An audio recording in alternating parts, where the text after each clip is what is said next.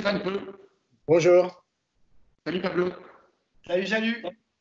Merci Stéphane Peu de nous avoir accordé cet entretien. Vous êtes député communiste de la Seine-Saint-Denis. Vous avez participé aujourd'hui aux deux auditions, celle du ministre de l'Intérieur Castaner ce matin et cet après-midi Cédrico, le secrétaire d'État chargé du numérique.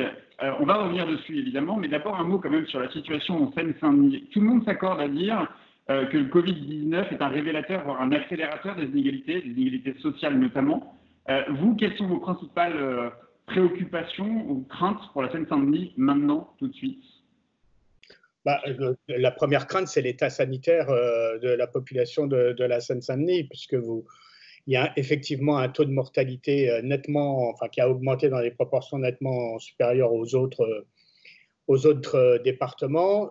Nos lits de réanimation sont complets, même si on arrive à mutualiser avec d'autres hôpitaux de l'Île-de-France. Et puis, la population de la Seine-Saint-Denis contribue malheureusement à l'épidémie du Covid, contribue ou subit plus exactement à l'épidémie du Covid pour plein de raisons. D'abord, selon qu'on soit riche ou pauvre, on n'est pas égal devant la maladie. Il y a un certain nombre de maladies qui sont assez liées à la situation sociale des individus qui créent un terreau favorable. Je pense à l'obésité et à la malbouffe. Je pense également à l'asthme, qui est souvent lié aussi à des conditions de promiscuité, d'humidité dans les logements, aussi à l'hypertension artérielle qui touche beaucoup de gens, mais encore plus dans les milieux défavorisés. Si on ajoute à ça le fait que la population de la Seine-Saint-Denis, elle fait partie de toutes ces petites mains qu'on applaudit le soir à 20h, et j'espère qu'on ne les oubliera pas, mais qui vont travailler, qui ne sont pas en télétravail, qui vont chaque matin dans les grandes surfaces, dans les entrepôts, sur les chantiers, dans les camions. Et donc forcément, ce qui s'expose davantage, surtout que ces personnes souvent n'ont pas bénéficié de protection. Ça va un petit peu mieux depuis quelques jours, mais enfin, dans toutes les premières semaines de l'épidémie, elles ont travaillé, envie de dire, à visage découvert. Alors, plusieurs témoignages évoquent des possibles émeutes de la faim à cause des mesures de confinement, et notamment du fait que les enfants ne peuvent plus aller à la cantine. C'est une réalité que vous constatez aussi? Est-ce que ça vous inquiète aussi? Ouais, alors, émeute de la faim, il faut faire attention, on n'en est pas là. Par contre, ce qui est sûr, c'est que derrière le drame sanitaire, il y a un drame social qui est en train de se nouer. Il faut savoir quand même que les gens qui sont en chômage partiel sont à 84% du net, et c'est ce que j'ai déjà eu l'occasion de dire à l'Assemblée nationale. 84% du net quand vous êtes à 1 600 € et que vous êtes une maman solo avec des enfants, c'est 250 à 300 € en moins sur le salaire chaque mois, et c'est exactement la différence qu'il y a entre vivre et survivre. Et donc forcément, il y a ce drame social. Si j'ajoute à ça le fait que les grandes surfaces sont en train de se gaver en ce moment en augmentant les prix, et je pense que de ce point de vue, un contrôle des prix et une fixation des prix, au moins des denrées alimentaires les plus basiques, devrait rentrer en vigueur. Il y a des caddies ou des paniers dans les grandes surfaces qui augmentent considérablement, des salaires et des revenus qui baissent, plus tous les indépendants, les auto-entrepreneurs qui, eux, n'ont absolument rien du tout. Oui, il y a raison d'être extrêmement inquiet sur le drame social qui est en train de se nouer. Sur la Seine-Saint-Denis, on a beaucoup entendu, des commentateurs, même parmi les politiques, ont reproché que la Seine-Saint-Denis ne respectait pas suffisamment le confinement. On sait qu'il y a eu plus de 10% des contraventions de non-respect du confinement qui ont été attribuées à la Seine-Saint-Denis. Il y a quelques jours, Le Monde publiait une interview de l'urbaniste Yankel Fijalko, et il déclarait que les épidémies ont toujours été utilisées justement pour stigmatiser les populations les plus fragiles, les plus modestes. Vous êtes d'accord avec ça? Oui, totalement d'accord. Je suis très en colère sur tous ces articles, ces commentateurs ou ces responsables politiques qui pointent du doigt la Seine-Saint-Denis, d'abord parce que je pense qu'aujourd'hui, on devrait applaudir les habitants de la Seine-Saint-Denis, parce que ce sont eux qui font tenir la France debout. Ils ne sont pas à l'île de Ré, dans une maison de campagne, ils ne sont pas je ne sais pas où en province, ils n'ont pas pris des jets privés pour partir se réfugier à l'étranger. Ils sont tous les matins au travail et c'est grâce à eux que dans les hôpitaux, dans les cliniques, dans les grandes surfaces, dans les entrepôts de logistique, la France peut s'alimenter, se fournir en produits de première nécessité. Donc ça, si vous voulez, j'ai horreur de la métaphore de la guerre utilisée par le président de la République.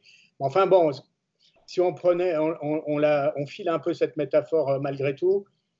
C'est un peu les habitants de la Seine-Saint-Denis, c'est un peu les tirailleurs sénégalais ou les Bretons qui étaient dans les premiers rangs, dans les tranchées de 14-18 et qu'on a oublié de nos monuments aux morts et de nos hommages longtemps après. Il a fallu attendre des décennies pour leur rendre hommage.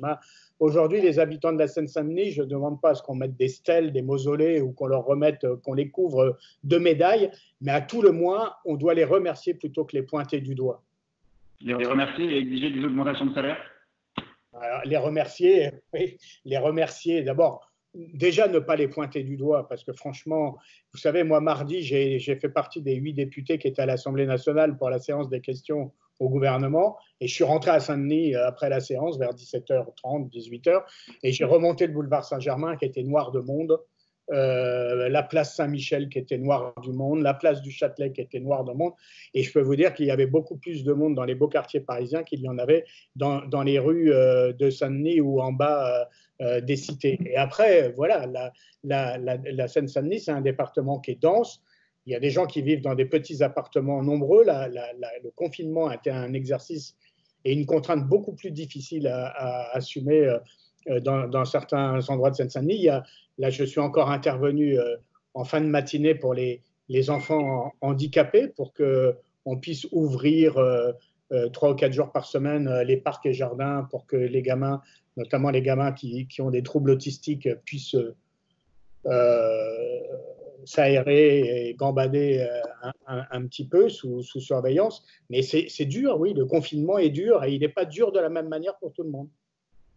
Alors, vous plaidez pour la fermeture des rayons non essentiels dans les supermarchés pour réquisitionner moins de monde dans les supermarchés, mais aussi pour limiter le travail de ceux qui interviennent en amont, de ceux qui produisent ces produits en amont. D'abord, comment qualifier les biens non essentiels? Et aussi, est-ce que vous avez été entendu sur cette proposition par le gouvernement? Pour l'instant, entendu, non, mais l'idée fait quand même un petit peu son chemin. Les produits essentiels, c'est les produits voilà, pour passer donc c'est l'hygiène, enfin, c'est les produits alimentaires, bien sûr, mais c'est les produits d'hygiène. Voilà. Bon.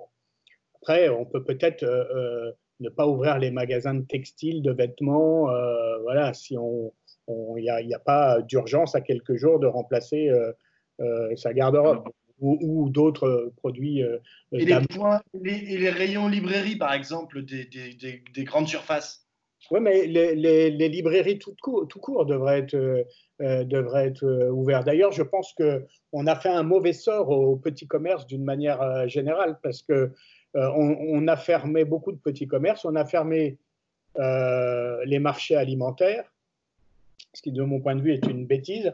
Parce que sur le marché de Saint-Denis, on avait, avec le barriérage, un certain nombre de précautions, on arrivait à avoir une densité de personnes à l'intérieur du marché qui était régulée, des commerçants qui mettaient eux-mêmes en sachet les produits sans que tout le monde touche à tout, comme c'est le cas dans les grandes surfaces, et on avait des gestes barrières qui étaient beaucoup mieux assumés sur les marchés alimentaires que dans les grandes surfaces.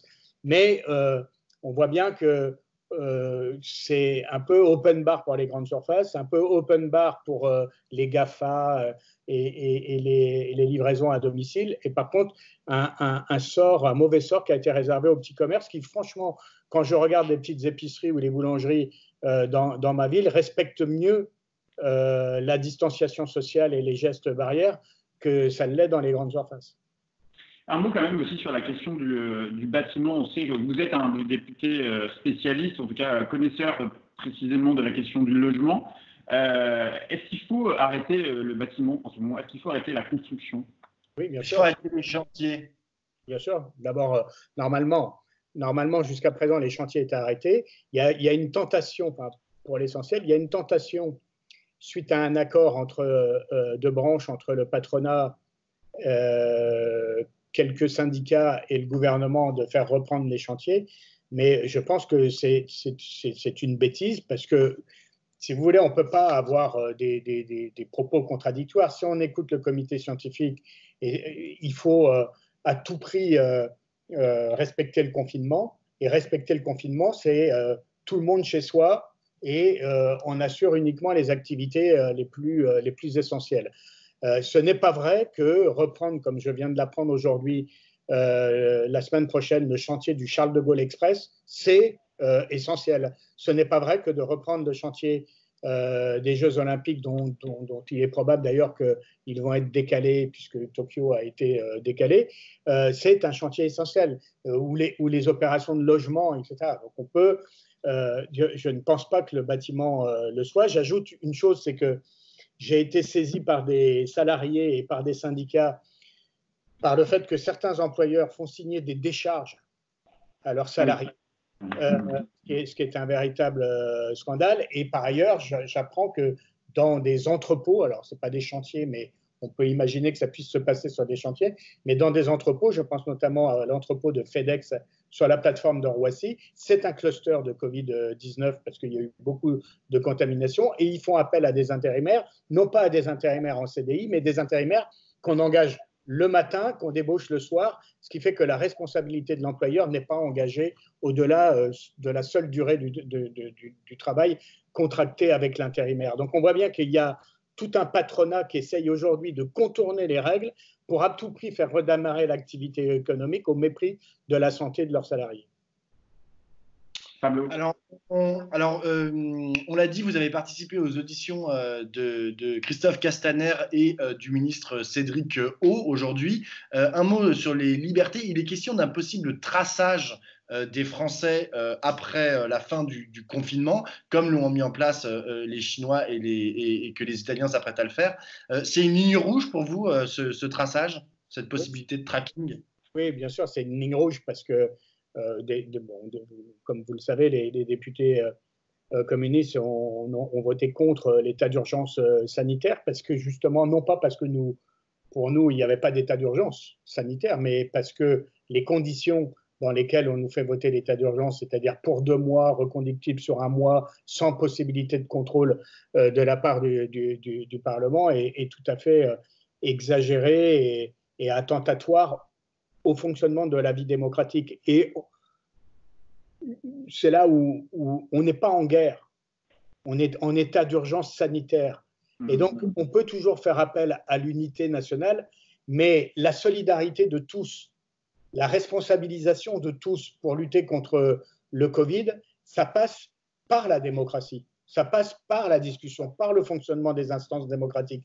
Parce qu'on ne mobilise pas un peuple à la trique, pas en France, ce n'est pas notre histoire, ce n'est pas notre culture. Donc ce n'est pas des mesures autoritaires ou de surveillance ou de contrôle qui vont faire que le peuple français va faire face en pleine conscience et en pleine responsabilité à ce qu'il faut faire efficacement pour lutter contre le Covid. Donc c'est une mauvaise interprétation de ce qu'est notre peuple.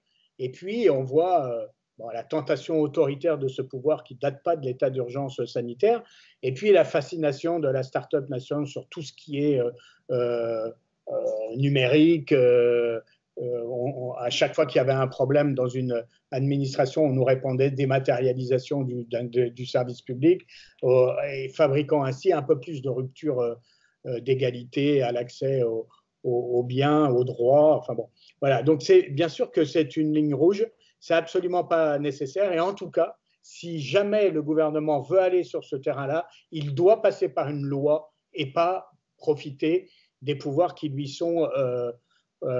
ont été transmis par le bénéfice de l'état d'urgence sanitaire. Au moment où on se parle, le président de la République, Emmanuel Macron, est en visite dans les laboratoires du professeur Raoult qu'il doit rencontrer. C'est quoi? C'est une opération de com'? Ça vous paraît être une bonne idée que le président de la République s'immisce justement dans le débat des scientifiques qui a lieu justement entre les pro-Raoult, les anti-Raoult. C'est une bonne chose que le président de la République se soit déplacé jusque dans les laboratoires du professeur Raoult, selon vous? Bah, moi, Ce soir, on va voir que ça à la télévision, il va y avoir que les images d'Emmanuel Macron avec le professeur Raoult qui visiblement a une cote de popularité assez importante dans l'opinion. Oui, mais oui, parce que par certains aspects, il symbolisait aussi la lutte contre l'établissement, entre guillemets, parce que je ne veux pas, moi, m'immiscer dans des débats que je ne maîtrise pas sur les qualités ou la pertinence médicale des recherches du professeur Raoult. J'en suis bien incapable. Il faut avoir de ce déplacement. C'est une opération de communication pour vous? Je pense que les Français jugent sévèrement la façon dont, jusqu'à présent, le gouvernement et les conseillers scientifiques qui sont autour du gouvernement ont un peu balayé d'un revers de main ce qui était et ce qui est une espérance de soins sur cette maladie. Je ne sais pas si ça l'est réellement, mais il y a eu beaucoup de mépris, beaucoup de condescendance dans cette affaire, et je pense que le président de la République, il essaye de rattraper ce qui a été une erreur parmi de multiples autres erreurs que de traiter par le mépris et la condescendance ce que faisait ce professeur et cet institut, tout en me gardant bien de juger de la pertinence. Il y a des études qui sont menées pour... bon, on verra bien ce que ça donnera, mais en tout cas, on ne peut pas mépriser, comme ça a été le cas, quelqu'un qui essaye de trouver des solutions. Alors, le président justement de la République doit prendre la parole lundi soir. Qu'est-ce que vous attendez de cette prise de parole? Vous entendez quelque chose? D'abord, je pense qu'il faudrait qu'il mette un peu plus le pays en perspective. D'abord, qu'il donne de la cohérence à la parole publique, qui a beaucoup manqué de cohérence, qui a changé de pied régulièrement. Bon, moi, j'évite d'être trop sévère parce que c'est une crise inédite. Bon, mais on voit bien qu'il y a quand même une impréparation majeure. Et puis, ce que j'espère surtout, c'est qu'il sorte du discours un peu facile autour de la guerre, des militaires, de l'unité nationale absolue pour faire face à cette pseudo-guerre, et qu'ils prennent la mesure de ce que doit être le jour d'après, même si je n'aime pas trop cette expression, c'est-à-dire de dire aux Français vers quelle société, quelle conclusion on peut commencer à tirer de cet épisode, d'avoir un pays qui aujourd'hui est dépendant de la Chine pour avoir des masques, alors que c'est un produit facile à construire, qu'on a fermé un tas d'entreprises, encore une dans mon département pour laquelle je suis intervenu hier soir, Peters Surgical, qui fabrique des sondes et dont il avait été décidé au mois de mars de la fermer pour la transplanter en Thaïlande et de mettre tous les salariés qui étaient dans cette entreprise à bobigner au chômage. Et donc que la mondialisation libérale dont Emmanuel Macron est l'archétype, le porte-parole, il a été élu sur cette base-là, puisse, sinon faire amende honorable, au moins commencer à indiquer un chemin qui ne soit pas celui qu'il poursuit depuis le début. J'ai une dernière question, Stéphane Peu. Vous l'avez dit, le jour d'après, c'est peut-être pas le propos le plus heureux à prononcer comme ça, mais bon, on voit bien ce que ça veut dire. Quelle sera la responsabilité de la gauche, et peut-être même de la gauche et des écologistes? Que devront-ils faire ensemble, ou pas ensemble d'ailleurs? C'est quoi l'urgence de l'après-crise? J'espère qu'ils le feront, qu'on le fera ensemble. De toute façon, avant le Covid, il y avait une nécessité d'être ensemble pour un tas de raisons. Et la crise du Covid accélère encore cette urgence. C'est un échec d'une mondialisation à la fois financiarisée, libérale, productiviste. Donc, remettre au centre l'égalité sociale et la préservation et les enjeux environnementaux, ça passe par un changement de logique dont seule la gauche et les écologistes, de mon point de vue, peut montrer le chemin, parce que c'est une crise du capitalisme. la crise que nous vivons en ce moment. Tout ce qui dysfonctionne dans notre pays pour faire face au Covid, ce sont des dysfonctionnements qui ont été dénoncés par de nombreuses personnes par le passé, des syndicalistes, des politiques, des lanceurs d'alerte, et ce sont le résultat d'une politique qui a anéanti notamment les services publics, qui restent quand même le seul biais par lequel on peut affronter les défis de demain. Merci beaucoup Stéphane Peu. Merci.